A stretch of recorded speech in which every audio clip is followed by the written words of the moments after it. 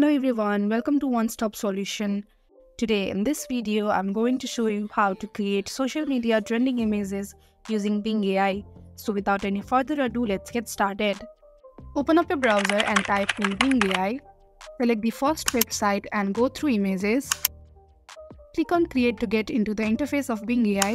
Here on the top, you can see a prompt box where you need to provide detailed description to generate the image. You can use the prompt in the description box by changing the name and username.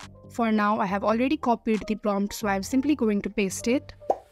Tap on Create to generate the image. It may take a short period of time to generate the image. Click on the image to view it in a larger size. And wow, I am quite surprised with the results. It's pretty good. Now let us try another one by changing the gender, name and username. For that, let us go to the prompt box once again, type in the new prompt and click on Create to generate the image once again.